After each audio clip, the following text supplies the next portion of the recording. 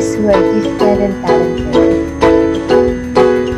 Chuck Grassley said, "What makes a child gifted and talented may not always be good grades in school, but a different way of looking at the world and learning." According to National Association for the Gifted Children, students with gifts and talent perform at higher levels compared to others of the same age, experience, and environment in one or more domains. These children are capable of high achievement due to their exceptional abilities. Those children whose talent, abilities, and potentials are developmentally advanced. Who is gifted and talented? Gifted are having extraordinary intellectual ability and creativity.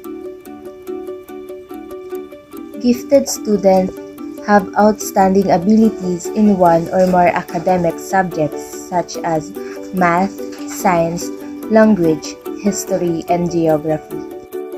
While talented students have exceptional skills and ability in a specific area.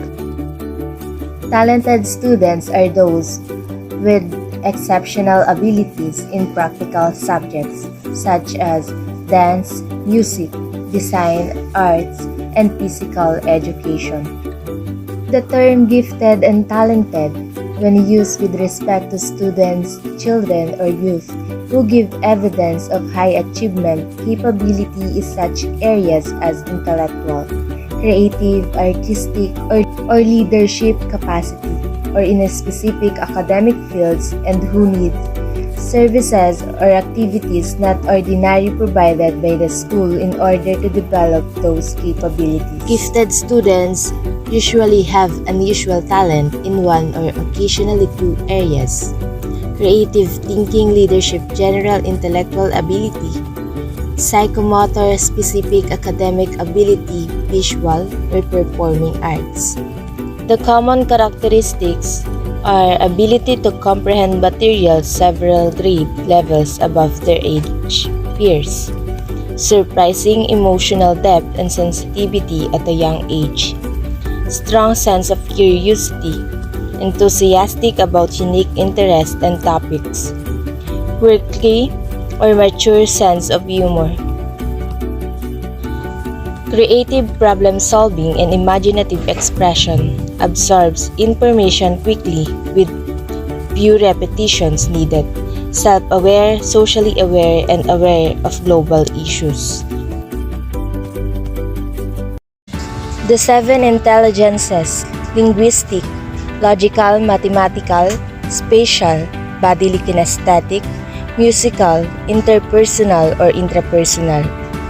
Prevalence. Determining the number of children who are gifted is a challenge. Prevalence estimates have fluctuated depending on the views of politicians, policymakers, researchers, and professionals.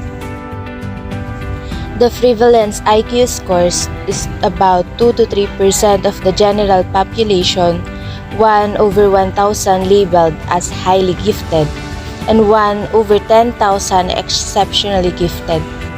Approximately 3 to 5% of student age population is labeled gifted. Over 3 million children are gifted and talented. What causes giftedness? Nature and nurture. Nature suggests that almost 50% of the gifted gene can be genetically present in a child from parents who also possess the gene. Nurture deals primarily within the shared family environment in which a child is raised. Example, a child who is adopted by a gifted parents. According to Maraboli, there is a difference between talented people and gifted people. Talented people are good at something, and gifted people are that something. The recommendations for identifying giftedness: use separate instrument or procedures or different areas of giftedness. Be sure that tests including ratings and nominations are reliable and valid. Be aware that giftedness may appear in different forms in different cultural or socio-economic groups. Repeat, a assessment over time to identify additional gifted students.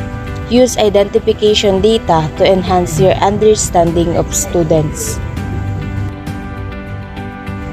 Accommodations allow students to take an assessment before starting a new unit to see what information is already familiar to them. Refrain from having them complete more work in the same manner. Employ differentiated curriculum to keep interest high. Allow students to make choices in their learning and provide alternatives for students who complete their work early. Create an environment where ideas are accepted without being evaluated and criticized, where risk-taking is encouraged. Encourage students to get involved in school clubs and extracurricular activities that support and extend their learning and experiences.